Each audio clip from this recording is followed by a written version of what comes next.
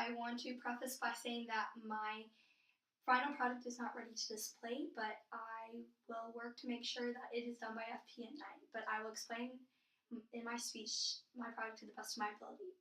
I also recently just lost my voice, and kind of hence why it sounds so raspy and sometimes a little difficult to hear my enunciations. I do apologize for that, but hopefully that won't stop me from continuing my presentation for this speech. World-renowned designer and architect Charles Eames once said, "Design is a plan for arranging elements in such a way as best to accomplish a particular purpose." To put into context to what I'm about to talk today, a room is created with a purpose, and it is the goal for an interior designer to make sure that that room is functional to whatever client that they have to accommodate to. Hello, and welcome to my final presentation.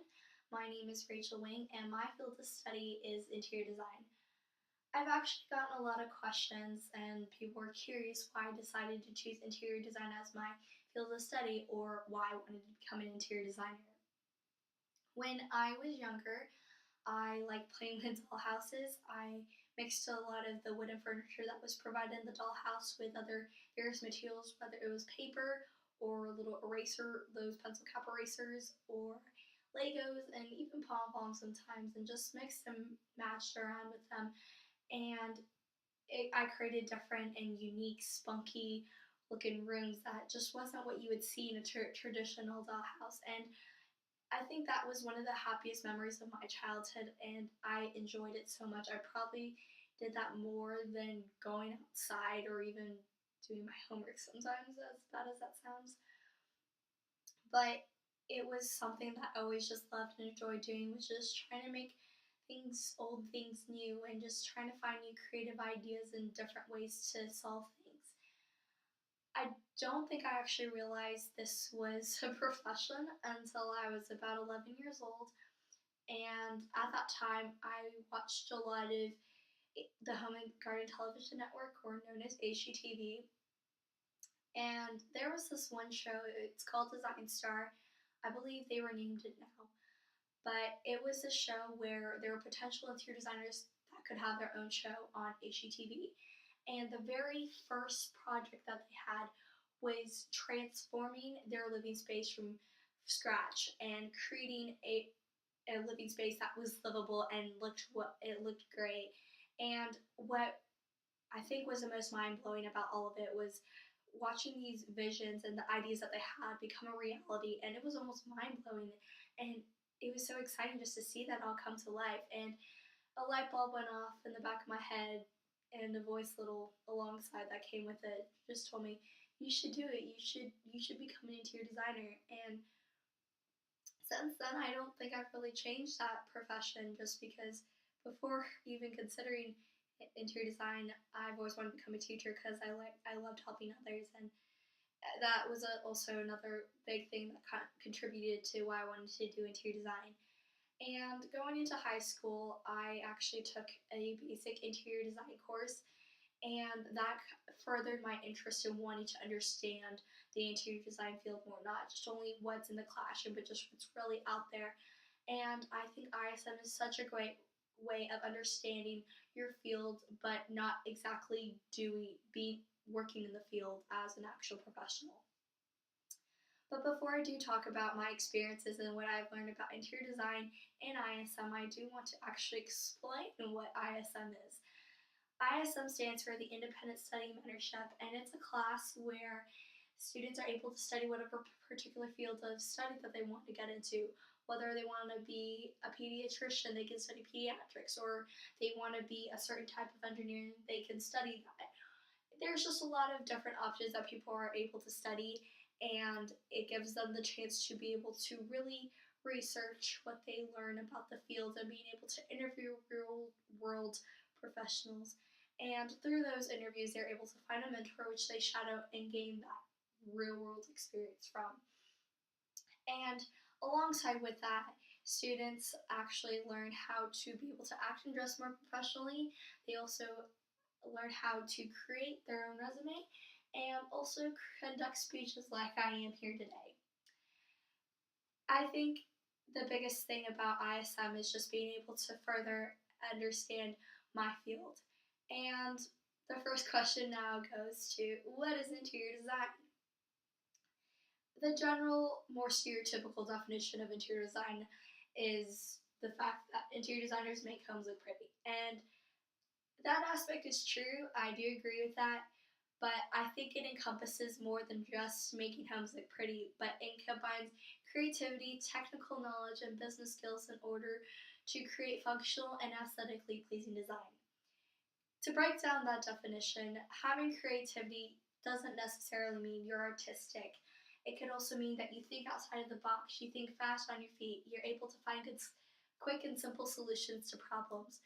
And technical knowledge is just understanding the basics and fundamentals of design so that when you apply it, it makes sense and it feels right in a room. And business skills is just being able to market yourself and network with others and just being able to have a good clientele to work with. And some of the things that interior designers do on a day-to-day basis, and it's not necessarily they do the exact same thing. It just includes space planning, where the designer has a floor plan and they have to have all the right dimensions and measurements of a certain room, and also have certain dimensions for certain furniture pieces so that the furniture pieces are able to fit into the room without feeling too claustrophobic or too spaced out. Another big thing that they do is being able to verbally and visually show and be able to explain the design of a project to a client. And if a designer is not able to do that thoroughly, then what happens is that the client may not understand where the designer is coming from with what they're doing with the project, and it can be frustrating, and it can also create some problems between the designer and the client. Therefore, having good communication skills is actually very essential in this field. And also knowing how to market yourself, knowing how to run a business, because it is a job after all, and knowing how to be able to generate business, find clients is a way to generate business. And also another thing that interior designers do is knowing how to create good design by knowing various materials and products, because knowing those things can help you kind of think quickly, knowing that you can go to that specific vendor, you can go to that specific store, knowing that you're getting the right materials and you're getting the right resources for your project. One of the components of interior design, not of interior design, of ISM is conducting interviews. And I think I've gotten quite some bit of insight through these interviews. I was fortunate enough to go through 13 interviews, which is pretty crazy for what I'm doing, just because they're so busy and they always have so much to do, and it's always really nice whenever designers just take that time to sit down with you and answer all your questions, because people like me, we're the future of the interior design business, and I think that the people that understand, it's just really nice to be able to hear the experience and the knowledge that they have acquired in the years of being a part of the growing interior design business, especially here in Dallas, since it is still constantly growing, and I'm even seeing it, and it's just so exciting and so interesting just to kind of see what's going on. There are 4 big universal points that I've really gotten out of all of my interviews, because I think that most of the information that I have gotten from my 13 interviews were just about the same, worded a little bit differently, but the point that they come across were the same. And the first point I think I've reiterated a few times was the fact that interior design is a business. And in addition to knowing how to market and network with other people, you need to know how to budget and how to keep up with expenses and knowing how to document them. And also something that helps in running a business is having a good organization system to help keep track with your expenses and keep track with client projects, because sometimes when that goes out of hand, it can get very chaotic, and sometimes you can even lose your clients because of your disorganization. Therefore, having organization is an asset to be able to help run your business more efficiently. Another point that was made was knowing the elements and principles of design. And this mostly applies in art usually, but you can also see it a lot in interior design. And the elements of design are tools that make or create something. Whether they're line, shape, form, and color, you can those are just the basic tools of creating the principles of design, which are added elements that help create some sort of good design.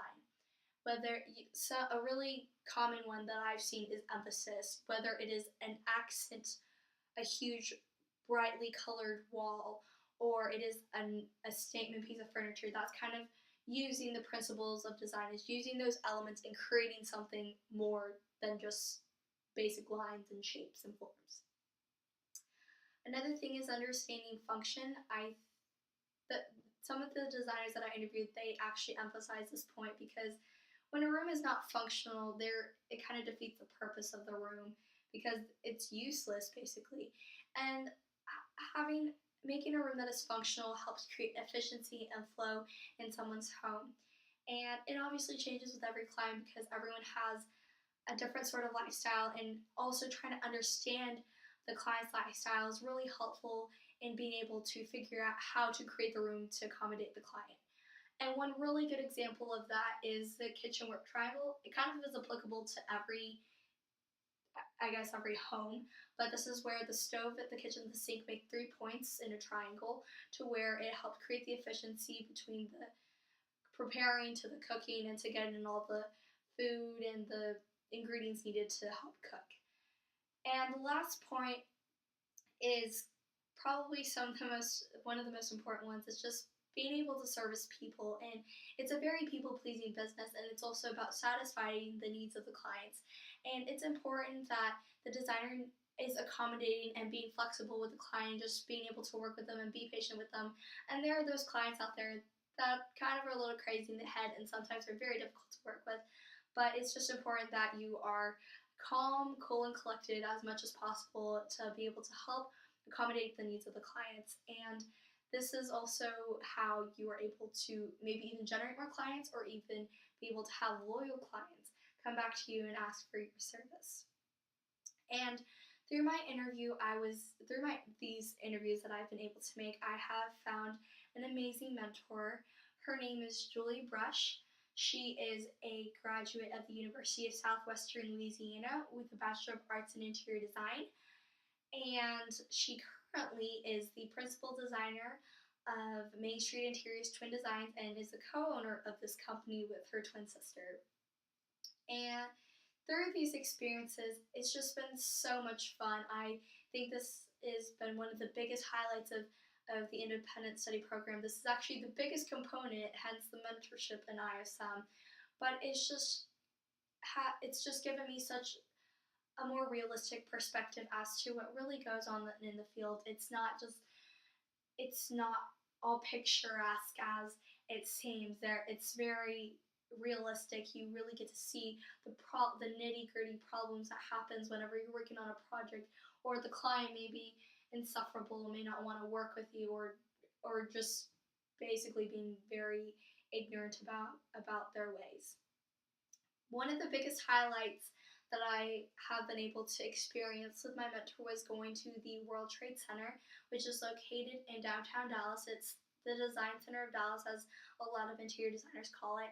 And this is where a lot of vendors and furniture stores are able to sell products to designers by means of to the trade. It's just basically where vendors are selling their products to business owners, in this case interior designers, so that they can sell it to their clients or customers. And this was actually a way for making sure that a lot of the things that interior designers purchase are more exclusive, rather than going out to Pottery Barn or going out to IKEA to buy certain product or furniture or products. It was really interesting because I got to see a lot of the design trends and a lot of the up and coming things that are going to be happening, that are going to be current or in the future, the trends in the design world. And one of the most exciting things I really got to see was the use of Pantone, which is a big color system that has documents a variety of different colors, and they had the color of the year, and they used that color, which was an orchid-like color, and just being able to see that applied, and just seeing also, in addition to that, just a fusion of different design styles of contemporary, modern, and a little bit of traditional. It was just really exciting just to see all of that. The day that I actually went was a market day, And this was where it's just the only difference is that there are more vendors out there selling their products. And kind of another really exciting thing, aside from all the design related stuff, was just getting to eat all the food, because there's some pretty good food in there. But sorry to get off topic, but it was just a really exciting experience, and just being able to be in the design buzz it was great. And other big things I actually really I've done with my mentor is actually doing day-to-day activities with her, and it always varied depending on what she was doing, and it was always about a different project. There were one of the very first mentor visits that that had me go to a job site was when she had to renovate a backyard, an outdoor space, and I have actually had floor plans, which I will probably pass out, and it just shows kind of the idea of like what Miss Brush wanted to do with the outdoor space. And also, not only that, there were also projects where we went on site, whether it was an installation for curtains, which a curtain rod almost fell on me, but I'm okay, or going to the Ritz-Carlton residences in Dallas and trying to figure out a problem to one of the window systems that it just was malfunctioning of some sort. Or it was just taking dimensions of windows or rooms and other parts of the house. There was just little things that designers do on a day-to-day basis that doesn't always necessarily mean that you're just sitting and doing the same exact thing. It's different, and that's what I like about it. I love variety, because as the common saying is, variety is the spice of life. And another fun thing I actually really got to do, as weird as this sounds, is taking orders. Whenever a designer has to order a product that is to the trade, they have to physically and personally call or email an order to order the product. And one of the recent mentor visits that I went on, I had to do that. I took orders on fake, I want to say trees, and I had to personally call the vendor and tell her what are the products that I wanted, and then had to explain where to ship it to. And honestly, that just shows how much you're actually working with people and how much you're working with vendors to be able to get the products that you need to finish the project. And through my mentor, I've actually learned a lot of other pretty important essential lessons about working in the field. Aside from knowing how to work with other people, I actually really learned that interior designers actually really heavily underpaid. They spend so much time and effort trying to create rooms and that are masterpieces, but the behind the scenes are not so pretty, because they actually charge less than for the effort that they've actually worked on. And she explained to me that sometimes that she charges that say that she worked 25 hours on a certain project, she'll only charge for 20. And this just shows that sometimes a lot of people like to be cheapskates and don't always like to pay entirely for how much that she works for, and therefore that's why she always has to charge less than what she actually works for. And even aside from that setback, I think that I'm still working to do something that I love, and it's just still so exciting and so invigorating just getting to see what it's like being an actual designer. I just think it's so much fun just being, it's almost like your playhouse, but you're actually doing it in someone's house and not in a little dollhouse like I had when I was a kid. At the end of the year in ISM, we are required to create a final product that encompasses the research and the knowledge that we've acquired over the year, whether it is with our mentor to help benefit the mentor, or it is to further enhance our knowledge about the field. Mine in particular was to further enhance my knowledge and research about the field. And the product that I decided to create was a hard copy of a book draft that encompassed all the different design styles. And to explain what design styles are, think of it as if it were a fashion trend or a fashion style. The one example I can think off the top of my head right now is being like a preppy, as if you went to SMU or you went to a sorority, or even in the Northeast, I know it's pretty common to where they have really nice tailored dresses or tailored tops and nice, cute little sandals. And or for a guy, they would have really nice tailored shirts and khakis and dress shoes, and have pearl earrings or nice plaid color shirts. It's just those certain aspects or certain qualities that make it a design style, and that's what I did. I defined all the various design styles, or the most popular ones that you see in a typical home, and I found 16 of them, which were modern, Asian, contemporary, shabby chic, vintage, traditional, French country, tropical, coastal, mid-century, transitional, Art Deco, eclectic, and modern, Moroccan. Excuse me, I didn't mean to say modern again. And the reason why I decided to make that my product was because I'm always the person that likes using books as a source of resource whenever I'm doing my research, because especially with a lot of interior design related topics, I found that having a book or even a textbook helped me really actually better understand these styles, so that when it's applied, it makes complete sense. And also, it's a great way to use as a reference whenever you want to look back to it and you're not always straining your eyes whenever you're using the computer. And it's just it just is a great way to be able to have it tangibly without having to have it online, and being able to just have all this information. And also, sometimes on the internet, there's, as great as a resource it is, sometimes it's hard to condense the information or find the information that you need.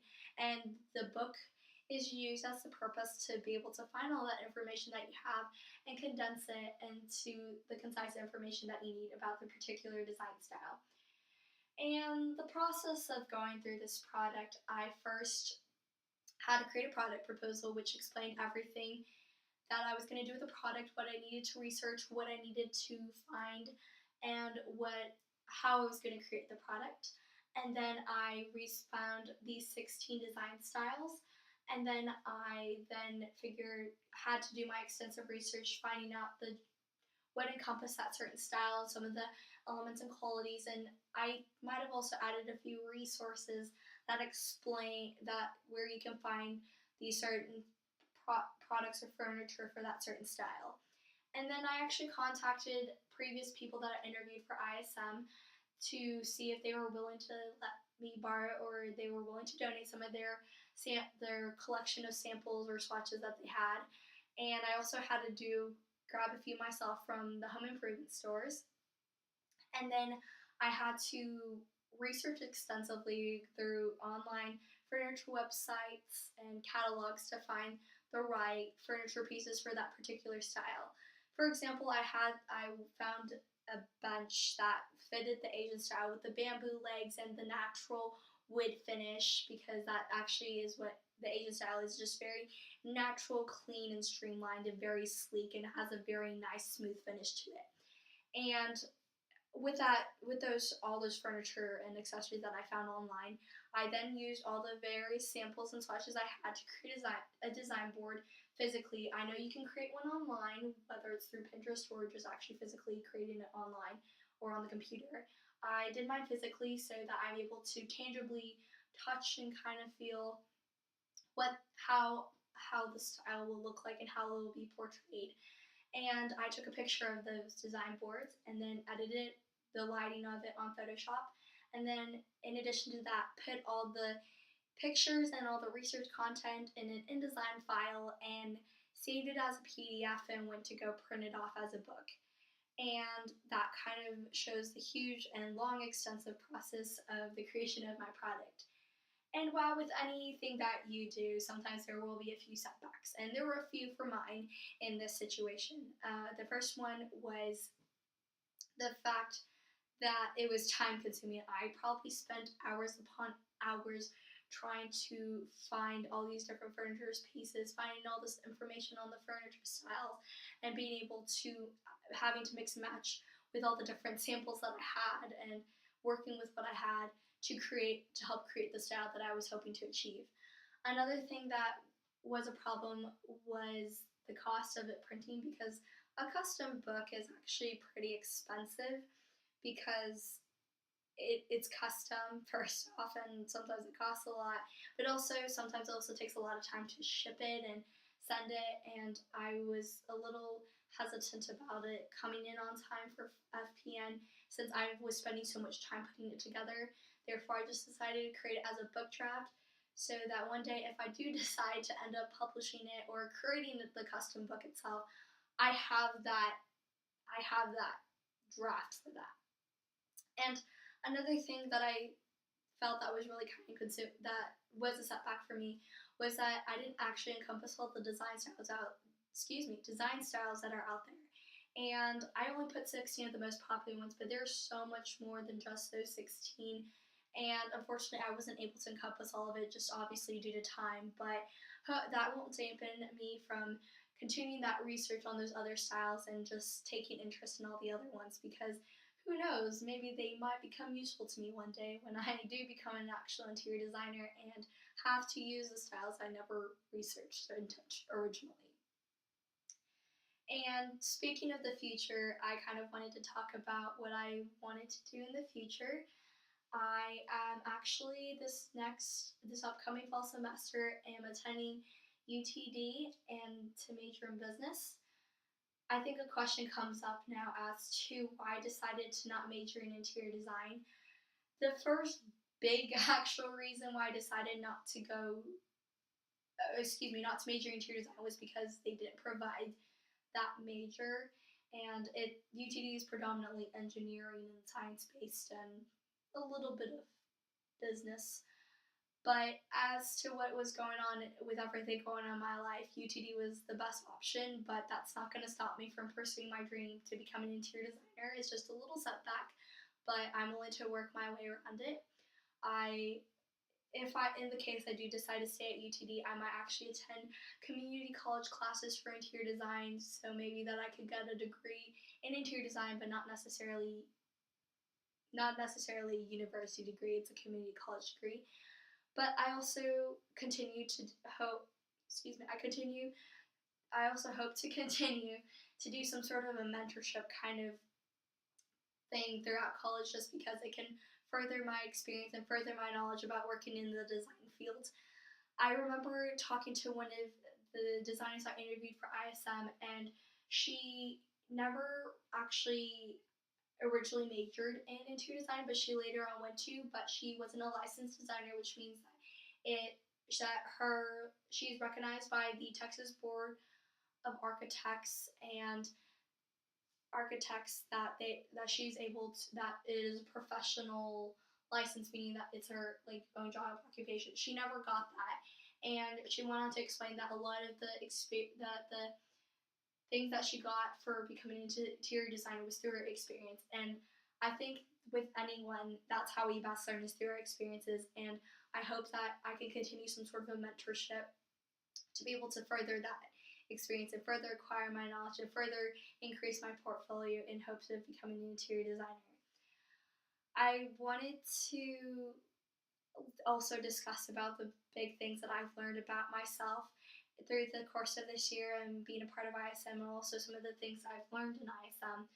And one of the big things I actually learned about ISM was the importance of professionalism and knowing how to dress well and knowing how to act and knowing how to compose yourself whenever you're around professionals, because I think first impressions, especially in this sort of context, is very important to be able to maybe even get yourself a job. And another thing was being able to step out of my comfort zone and making speeches like I am here today. I am actually guilty of stage fright, and I don't like making speeches, but it's really taught me to be able to push myself out of my comfort zone and being uncomfortable, because that's kind of how you really learn about yourself. You learn how to kind of feel comfortable in your own skin. And something I've kind of really learned about myself is just being able to really just take a step back and really enjoy the experiences that I've been able to get and be really blessed with all the opportunities that I've been given, because not all the time people are able to have the experiences that I've been able to have. So being able to take advantage and take every opportunity that I get is just very important. And also learning how to manage time wisely. which is something I'm not necessarily the best at, but I'm willing to work on it. I wanted to close with my quote for ISM this year, which is "Be always blooming."